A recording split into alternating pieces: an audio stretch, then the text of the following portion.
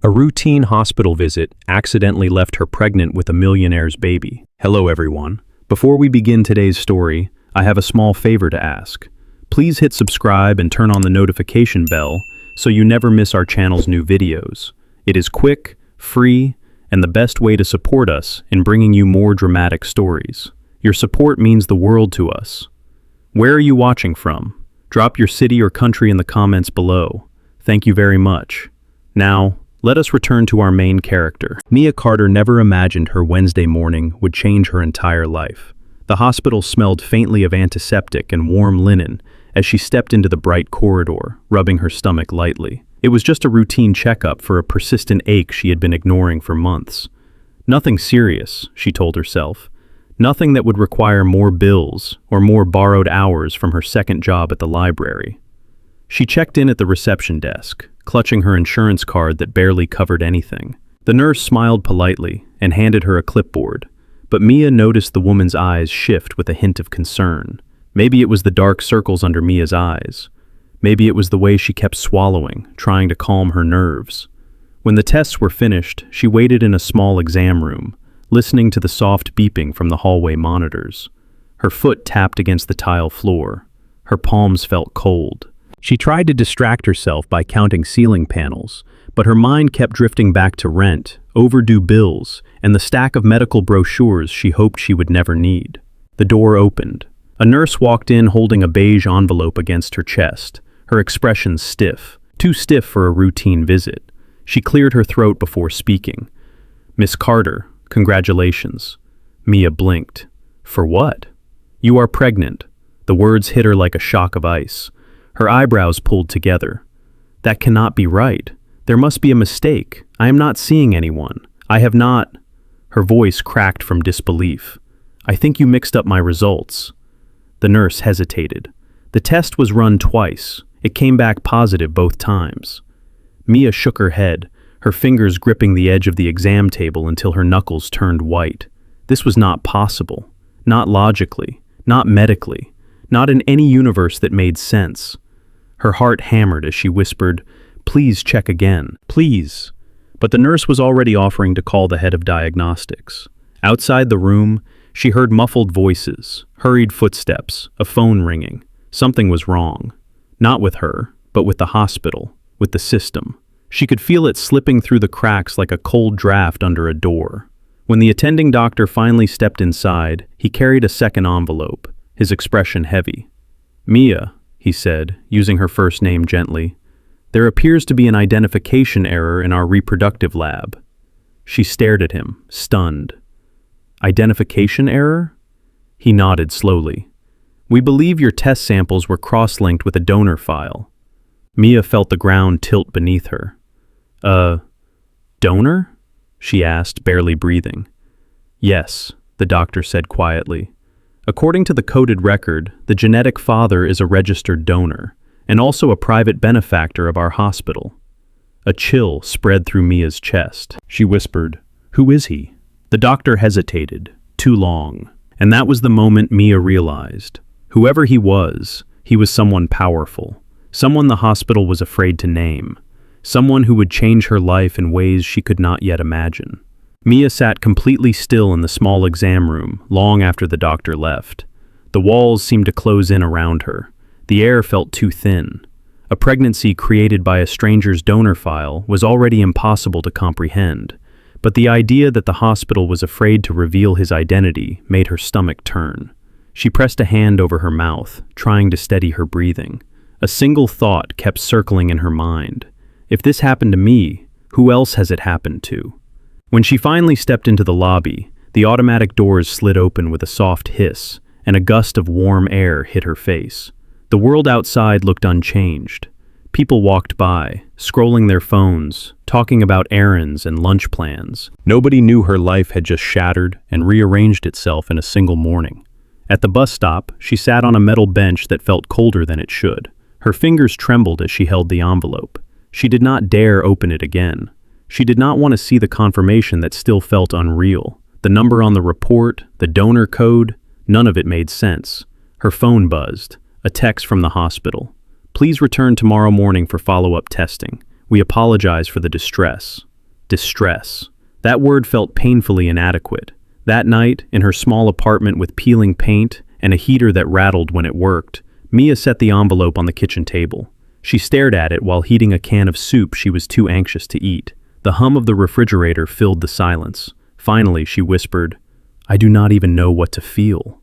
Fear, anger, confusion, they tangled together like knots in her chest. When she crawled into bed, sleep refused to come. Every time she closed her eyes, she saw the doctor's face, his hesitation, his careful phrasing, his refusal to say the name of the man behind that donor code. Deep down, she sensed this was not a simple lab accident. The next morning, she returned to the hospital. The lobby was quieter, the fluorescent lights harsher. A different nurse escorted her through a private hallway, past locked doors and staff-only signs. Mia felt a prickle of unease. "This way, Miss Carter," the nurse said gently. They entered a conference room with tall windows overlooking the city.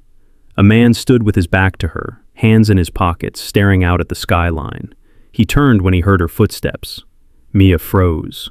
The man was striking in a way that startled her, with dark hair, sharp features, and a calm seriousness in his eyes. His suit looked tailored, expensive, out of place in a room that smelled of disinfectant. He studied her with quiet intensity, as if he was searching for words. She swallowed. "Who are you?" Before he could answer, the department director stepped in. "Miss Carter," he began nervously, "we would like to introduce you to Ethan Hale." The name hit her like a drop of cold water. Ethan Hale, the owner of Hale Foundation, one of the wealthiest private donors in the entire state, a man whose face occasionally appeared on the hospital's donation wall. Ethan held her gaze as the director continued. "There was a breach in our reproductive lab, and Mr. Hale's donor record was involved." Mia felt her heartbeat stutter. Breach. Not accident, not glitch, not human error. Something intentional. Ethan did not look away. His voice was low, steady, and far gentler than she expected. "I did not know about any of this until this morning, but I promise you, I am here to make it right." The room fell completely silent. Mia clutched the envelope in her hands. For the first time, she felt the future shifting again. Not calmer, not safer, but toward a man whose life was about to collide with hers, in ways neither of them were prepared for. For a long moment, Mia could not speak. The room felt too bright, too still, as if even the air was waiting for her reaction. Ethan Hale stood across from her, with the calm posture of a man accustomed to crises, but his eyes carried something she did not expect. Not arrogance, not distance, something closer to regret. "Mia," he said quietly, "I understand how overwhelming this must be, but I want to help in any way you will allow." She shook her head, disbelief tightening her throat. "Help? How can you help? I do not even understand what happened." The department director cleared his throat. "We reviewed the logs from the reproductive lab. There was unauthorized access to Mr. Hale's donor file." The phrase hit Mia sharply. Unauthorized access. Not a random mix-up, not an innocent mistake. Someone had entered the system and altered her records on purpose. "Why would anyone do that?" she whispered. No one answered. Ethan took a slow step toward her, keeping his voice steady. "I want you to know that I did not donate recently. That file was created years ago, before I had full control of my foundation. I have been trying to remove it from the registry, but it seems the process was delayed." Mia heard the words, but they sounded distant, muffled under the pounding in her ears. "I should not even be in this situation," she said, her voice cracking. "I am not prepared to be a mother. I am barely keeping my own life together." Ethan's expression softened, and for a moment the powerful donor, the millionaire on magazine covers, disappeared. He looked human, concerned, grounded. "I understand," he said. "You do not owe me anything, but the hospital does owe you answers, and you deserve protection and support, whatever you choose moving forward." Another nurse entered and placed a folder on the table. "Miss Carter, the investigative team has begun reviewing the security cameras. Until we have more information, we would like you to undergo a full medical evaluation." Mia glanced at Ethan. His gaze did not waver. "It is your choice," he said gently. "No one will force you." Her chest tightened. She did not trust the hospital anymore, but she trusted the idea of knowing the truth. "I will do the evaluation," she said quietly. The nurse nodded and motioned for Mia to follow. As she walked past Ethan, she felt the weight of his presence, the gravity of how drastically his life and hers were now intertwined. The evaluation area was colder than the conference room. The lights hummed softly above her as technicians prepared equipment: blood pressure cuff, ultrasound machine, vial trays. Everything looked sterile, controlled. Yet Mia felt anything but. The doctor explained the process calmly, but her hands trembled when she lay back on the exam bed. She stared at the ceiling tiles, trying to focus on her breathing. Then the wand touched her abdomen. A soft sound filled the room, a faint rhythm, a heartbeat. Mia's breath caught. Her fingers clutched the blanket. That is the baby," she whispered. The doctor nodded gently. "It is early, but yes, the heartbeat is strong." Mia's eyes stung. She had not expected emotion to hit her like this, sudden and sharp. This was real. A life. A tiny life that existed because of a decision she never made. Outside the glass wall, she noticed movement. Ethan stood there. He had not been invited into the room, yet he remained nearby, watching with quiet restraint, as if unsure whether he had the right to feel anything at all. Their eyes met through the glass. For the first time, Mia did not see power or wealth in his expression. She saw something fragile, something unspoken, and she realized this heartbeat was going to change both of their lives forever. The doctor finished the evaluation and stepped out, leaving Mia in the quiet room with the faded blanket still pulled over her stomach. The steady echo of the heartbeat lingered in her ears long after the machine powered down. She sat up slowly, brushing a strand of hair behind her ear, trying to steady the swirl of emotions tightening inside her chest. Through the glass wall, Ethan remained exactly where she had last seen him. Hands in his pockets, shoulders tense, his expression unreadable. He could have been in a board meeting or on the cover of a business magazine, but here he looked strangely vulnerable. When the nurse opened the door, he stepped back from the glass to give Mia space.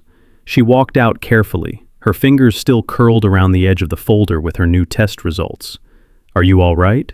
he asked quietly. She hesitated. "I do not know." It was the most honest answer she could give. A physician approached with formal politeness. "Miss Carter, we will continue investigating. In the meantime, Mr. Hale has requested that we provide you with a private liaison for your medical needs." Mia frowned. "A liaison?" Ethan stepped forward, but not too close. "Someone who ensures you receive proper care without additional stress, only if you want it." His voice was steady, but there was weight behind every word. He was trying to respect her boundaries, even though both of their lives had been forced together in a way that neither chose. Mia nodded slowly. "I appreciate the offer, but I need time to understand all of this." "Of course," Ethan said. "You deserve that." The physician stepped aside to give them privacy. The hallway felt quieter now, the usual hospital bustle muted behind closed doors. Mia hugged the folder to her chest, needing something to hold on to. "I heard the heartbeat," she whispered. Ethan swallowed, a small movement but impossible to miss. "I did too. I did not want to intrude, but I wanted to be nearby in case you needed anything." For a moment, neither of them spoke. The silence did not feel cold this time. It felt delicate, almost suspended between them. Mia finally breathed out.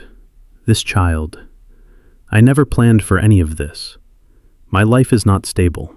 I do not have space, or money, or—" Her voice cracked. "I am scared, Ethan." He stepped closer, but still kept a respectful distance. "You have every right to be scared, and you are not alone in this, not anymore." She looked up at him, studying the sincerity in his eyes. He did not look like a man trying to control a situation. He looked like someone trying to carry weight that was never his to bear. "What if the hospital is hiding something even bigger?" Mia asked. "What if this was not just unauthorized access?" Ethan's jaw tightened. "I have wondered the same. My foundation has received several unusual requests over the past year. Someone may have wanted access to my donor records, but I never imagined it would involve another person this way." Mia felt a chill crawl up her spine. The thought that someone tampered with her file intentionally made the hospital walls feel less safe. A nurse approached them gently. "Miss Carter, whenever you are ready, we can escort you to the exit." Mia gave a small nod. Ethan walked beside her through the corridor, not too close, not too far, just enough to show support without claiming ownership of a situation that still felt surreal to both of them. At the entrance, she paused. The afternoon sun streamed across the marble floor, catching dust motes in the air. "Mia," Ethan said softly, "no matter what the investigation finds, I will stand by whatever decision you make." Her breath trembled. "I do not know what I want yet," she admitted. "You do not need to know," he replied. "You just need to know that you will not face this alone." And for the first time since everything began, Mia felt a small, fragile part of her begin to steady. Not healed, not certain, but no longer standing entirely in the dark. For the next few days, Mia tried to return to her routine, but nothing felt routine anymore. At the library, she shelved books with trembling hands, her mind drifting back to the soft echo of that heartbeat. Every small noise startled her.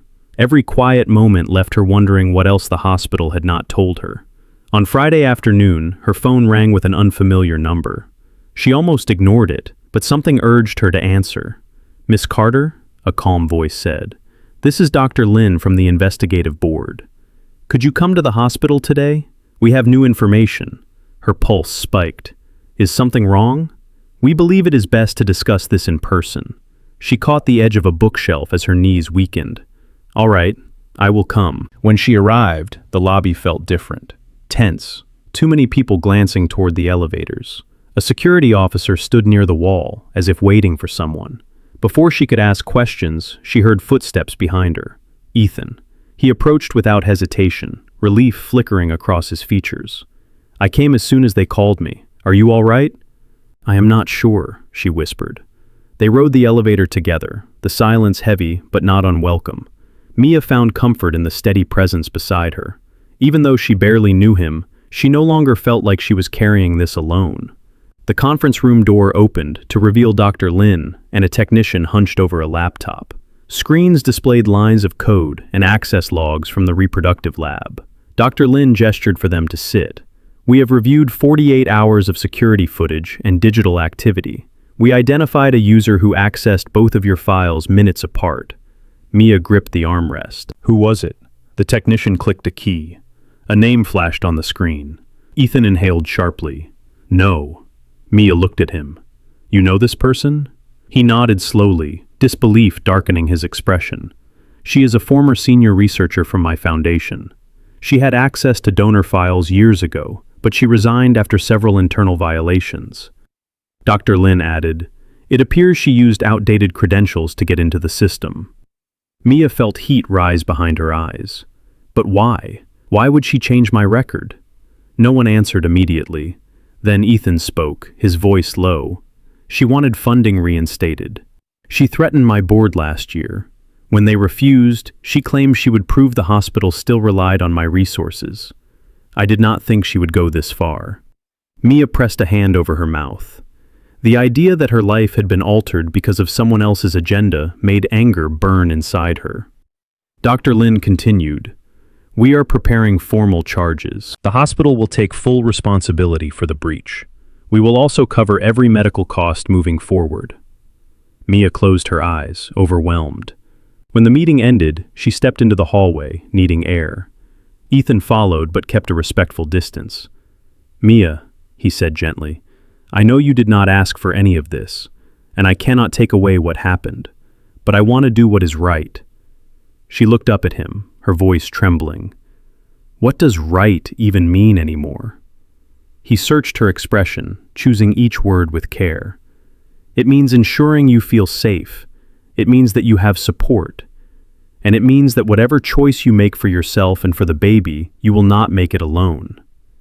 Mia felt something inside her soften. Not fully trust, not fully acceptance, but the beginning of a fragile bridge between fear and possibility.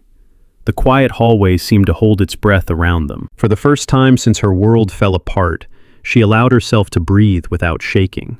The moment Mia stepped outside the conference room, she felt the weight of everything pressing against her. The polished floors, the quiet hum of the air system, even the distant sound of monitors created a strange heaviness that made her chest tighten. She leaned lightly against the wall, trying to steady her breath. Ethan waited a few steps away, giving her space but refusing to leave. His presence felt steady, almost anchoring, even though neither of them truly understood where this path was leading. "Mia," he said softly, "would you let me drive you home?" She hesitated. A part of her wanted to refuse, to keep distance, to protect herself from one more unpredictable shift. But another part, the exhausted, frightened part, knew she did not want to face the rest of the day alone. "Yes," she said quietly. "Thank you." The ride was silent at first. City traffic rolled by, horns sounding in the distance, but inside the car the air was gentle, almost calming.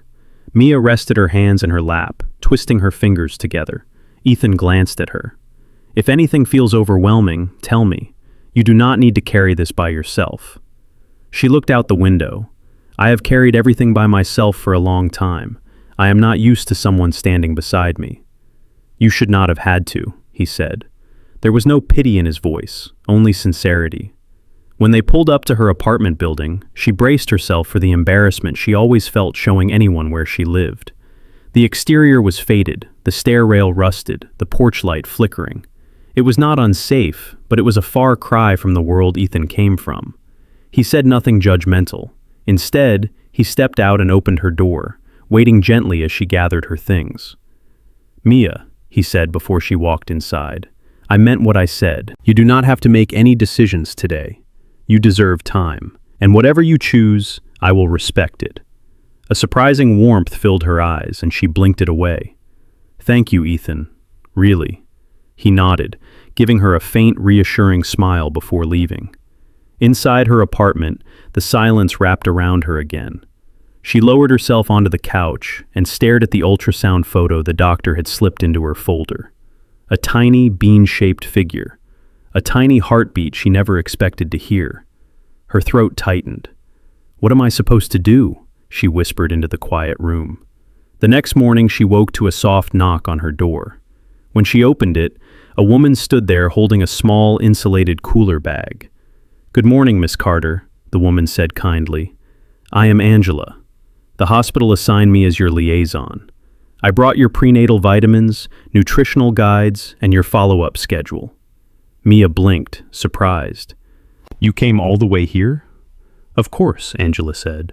"Mr. Hale made a personal request to ensure you are fully supported. My job is to assist you with anything medical or logistical." A wave of emotion caught Mia off guard. No one had ever arranged care for her before. No one had ever checked on her like this. As Angela explained her upcoming appointments, Mia noticed a black car parked across the street. The windows were tinted, but she had a feeling she knew exactly who was inside.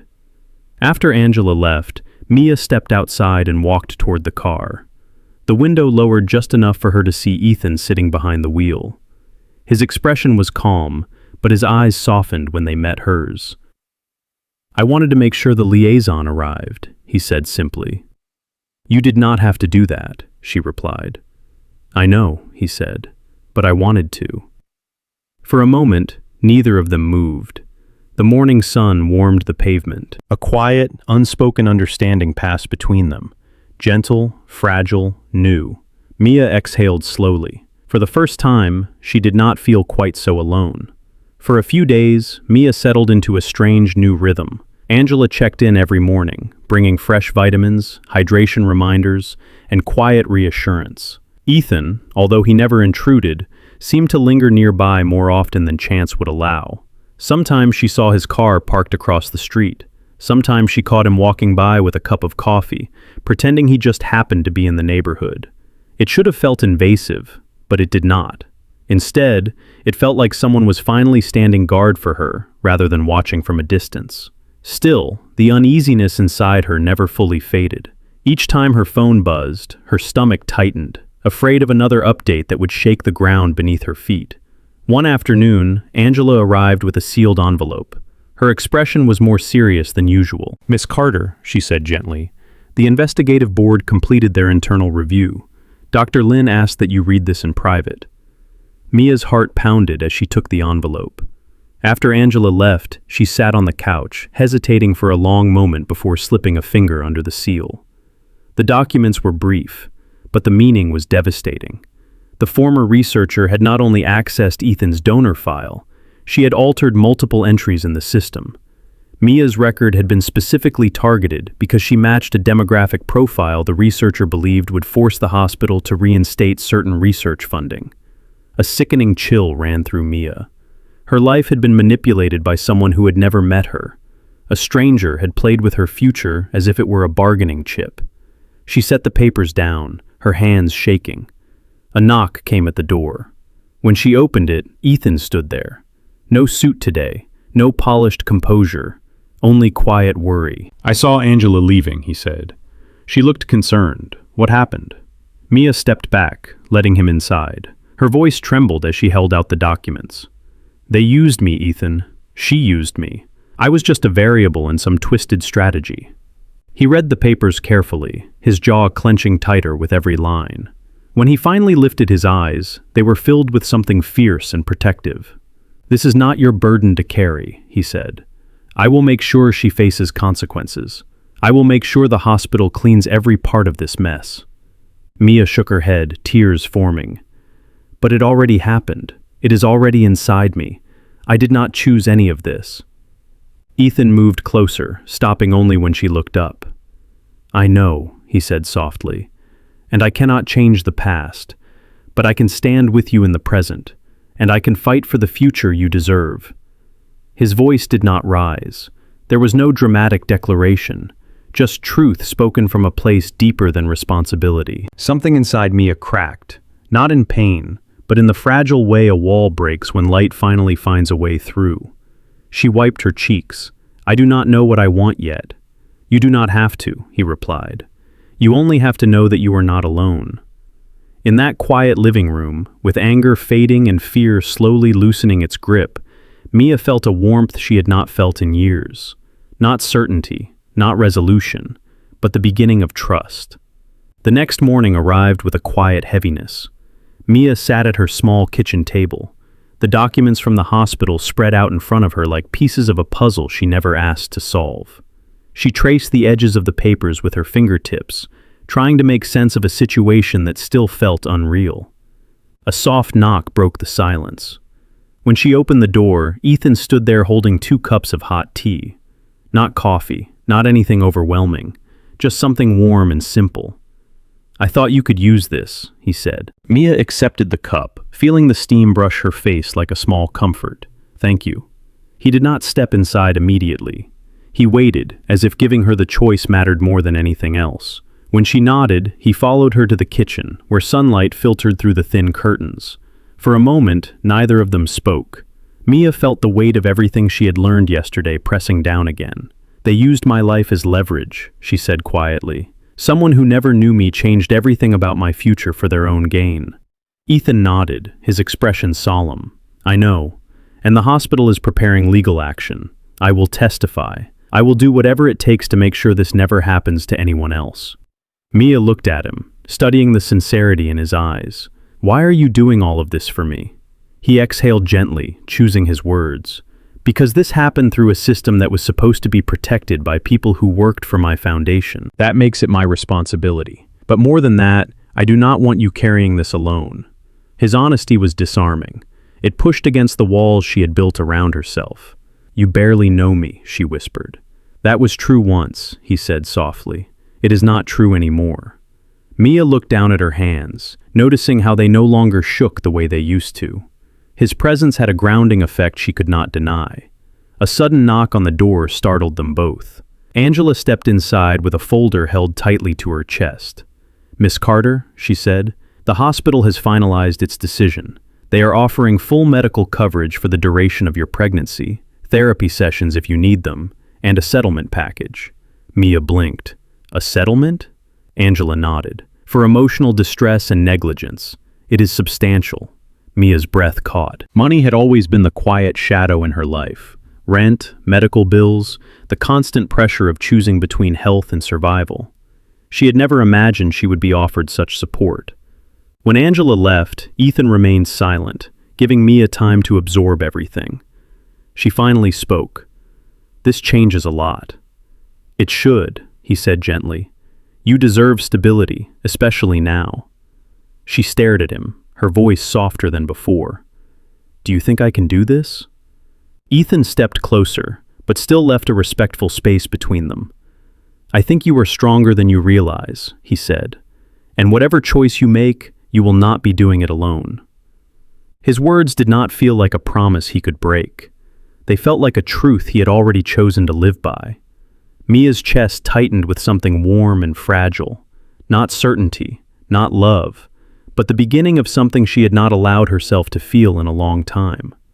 Safety. Over the next several weeks, Mia found herself moving through life with a steadiness she had not known before. Angela continued to check in with quiet professionalism, helping her schedule appointments and navigate the settlement process. The hospital updated her regularly about the charges filed against the former researcher. And Ethan never drifted far. He did not overwhelm her. He did not assume anything. Instead, he showed up in small ways that felt strangely healing, driving her to appointments, waiting in the lobby during exams, bringing warm meals when she felt too tired to cook. He created a sense of safety without ever taking control away from her. One crisp afternoon, Mia left her latest appointment with an ultrasound photo tucked carefully into her purse. Ethan stood by the entrance, his hands in his pockets, watching her with quiet anticipation. "How did it go?" he asked. She held out the photo. "The baby is growing well. The doctor says everything looks healthy." A gentle smile softened his features. "That is wonderful news, Mia." They walked slowly toward his car, the sunlight stretching long across the pavement. When they reached the passenger door, she stopped. "Ethan," she said softly, "there is something I have been thinking about." He turned to her fully, giving her his complete attention. "Whatever it is, I am listening." She took a breath. "When this started, I felt like my life had been taken from me, like everything was happening without my consent. But these last few weeks, something has changed. I feel supported. I feel seen. And I no longer feel like I am facing this alone." He studied her face, the emotion rising behind his eyes unmistakable. "Mia," he whispered, "you are not alone. Not now. Not ever, if you choose that." She nodded. "I want you to be part of this, not because of obligation, not because of responsibility, but because I trust you." The words surprised even her, but they felt true, solid, earned. Emotion flickered across Ethan's expression. Relief, gratitude, something deeper and warmer. "I would be honored to stand by you, and by the baby." They stood there for a moment, letting the quiet fill the space between them. The chaos that had once defined this journey felt distant now, replaced by something gentler. Later, as Ethan drove her home, Mia glanced at him and felt a warmth bloom inside her chest. Not the overwhelming kind that frightened her, the steady kind, the healing kind. When they reached her building, she placed a hand over her belly and breathed deeply. "This child," she said softly, "may have come into my life by mistake, but what comes next does not have to be a mistake." Ethan turned toward her, his voice steady. "What comes next can be whatever you want it to be." For the first time in a long while, Mia let herself imagine a future that did not frighten her. A future where trust could grow into something real. A future where she was not defined by fear or by someone else's choices, but by her own. She stepped out of the car, the ultrasound photo pressed to her chest, and looked back at him with a small, certain smile. "Ethan," she said, "I think this is the beginning of something good." And as the door closed gently behind her, she felt it, a quiet, powerful certainty that healing had already begun.